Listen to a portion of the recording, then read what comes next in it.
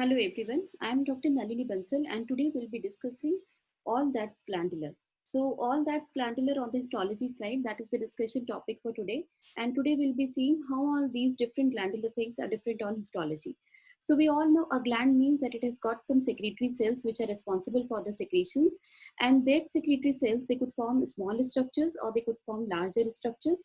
When they form small structures, they're called acini. When they're larger, they're called alveoli. Then whatever content they have formed, they are going to release it out with the help of duct to the external environment. And usually the ducts, they're in the form of tubes, so they are also known as tubula. So these glands that we are talking of today are the exocrine glands, and these exocrine glands, they will form secretion by means of these secretory cells, which are expelled to the outside with the help of a duct, which are usually tubular. So depending upon the shape, if it is in the form of tube, we call it tubular. If it is in the form of an acini with a small lumen, we call it acinar. And if the lumen is relatively larger, then we call it alveolar. Now, this depending upon the type of secretions that are present within the gland, they could be mucinous, serous, or seromucinous. Mucinous means that the glandular secretion are a little bit mucinous. Serous means they are watery, and mixed is of mixed nature.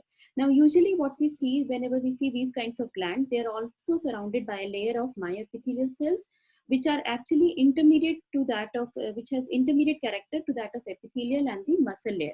And why this myoepithelial layer is required? It is required to contract the secretory structure so that it can expel the content to the outside. So basically, it is not there in all the glands, but in most of the glands which have got a secretory activity, you will see a layer of myopithelium also, and this is usually seen in cases of breast and sweat glands, salivary glands. So wherein you see these myopithelial structures. Now coming on to the pattern of glands, so we could have ductular glands, which are larger glands, which have got large lumen. So this is what we will describe as having the cells arranged in a glandular pattern. So in the glandular pattern, they are usually comprising of large irregular glands, and that is what we call as glandular pattern. Now this glandular pattern could be uniform round, wherein it is called as simple glands, or it could be little bit irregular, where they are called complex glands. So if the lumen is not round and it is irregular, we call them complex glands. So similarly here we have a mixture of simple and complex glands. Now next thing, the glands could be little, they are all smaller in shape, but they could be a little bit irregular. So that is again equivalent to a tubular gland. Now the next is an acini. Acini are actually a bunch of grapes. So the word acini means a bunch of grapes. When you have got small glands which are clustered together in the form of like bunch of grapes, then they're called acini. And usually within the acini, the lumen is very small. So if you have a cluster of glands which have got a small lumen, then we are going to describe these glands as acinar glands and not as the large ductal glands on the glandular pattern. So a small lumen and clustered together is what is known as acinar glands.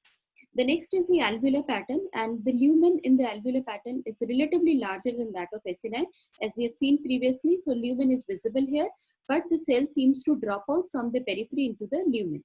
So this is called as alveolar pattern, and it is usually seen in the alveolar sac, that is in the lung. So this alveolar pattern is sometimes seen in the carcinomas also, like alveolar sarcomas.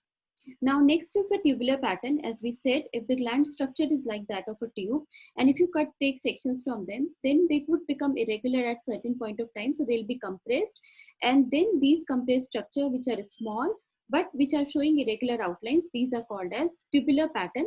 And this is again usually seen in the cases of breast tissue. So you see most of the glands are smaller shape, they are small sized, and they have got irregular contours. So this is called as tubular pattern. The next pattern is the cribriform pattern, wherein you see numerous small holes within the glandular area. So instead of a one lumen, here you have multiple lumens, and they could be of variable sizes. The lumen could be of variable sizes. So this is called cribriform pattern, and this is similar to that of a sieve. Now, depending upon the secretion that is seen within the within the glandular structure, if the secretion is going, all of the secretion is going outside the cell, then it is called as extracellular. Whereas if the secretion remains inside the cell, it is called as intracellular. So in a tumor which is composed of extracellular mucin, in more than 50% of the part, that is called as mucinous carcinoma. Whereas for a tumor in which the mucinous content resides only inside the cell, and if it is constituting more than 50% of the tumor, then it is called as signet ring carcinoma. So in a signet ring carcinoma, all mucin is intracellular, whereas in a mucinous, all mucin is extracellular. Then we have a distinct form of glandular pattern, which is papillary. And what is papillary pattern is that they form a papillae, And these true papillae are defined by the presence of fibrovascular core. So you should have a blood vessel in the core that you see within the papillae to call them as the papillae. Then the last thing is the differentiation of the glandular pattern. So if you have well-formed glands, you call them well-differentiated. Whereas if you find structures in which it is difficult to identify the gland lumen and they're mostly in solid sheets, we call them as poorly differentiated. Now, if the tumor is composed of area which is over 50% like this solid pattern, then we call it as a poorly differentiated carcinoma. So idea is in a poorly differentiated carcinoma, you have difficulty in typing the carcinoma. So you're not sure whether it is a squamous or it is adeno or it is some other type. So if you're not able to classify the type of carcinoma, means you're looking at a carcinoma that is poorly differentiated. Whereas if there is another differentiation grade, that is grade 4. So in this tumor, you have difficulty in calling it as a carcinoma or a sarcoma. So if you are looking at something in which you are not sure whether it is a carcinoma or a sarcoma, and unless you put your immunomarkers, so then that is the grade 4 tumor, which is like undifferentiated, where you cannot say that this is really a carcinoma. So, and then last thing is a pseudoacinar pattern where they're actually not the glands and they look like acini. So in this you see that this is a gland and they do not have a basement membrane. They merge with the surrounding cells. So this kind of a structure are called pseudoacini or pseudoglandular, which are not the two glands.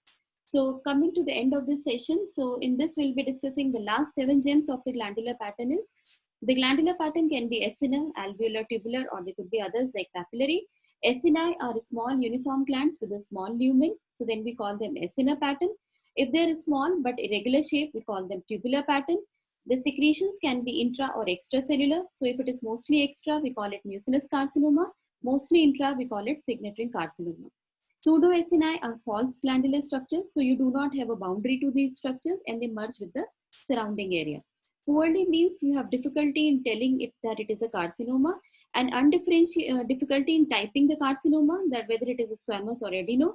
That means you are looking at a poorly differentiated, and undifferentiated means that you have difficulty in calling it a carcinoma. So you have difficulty in saying whether it is a carcinoma or a sarcoma. So that's all for today. Thank you very much. In the next session, we'll be discussing about the endocrine glands, that is the neuroendocrine structures, and how they pose a problem in histology. So once again, thank you all.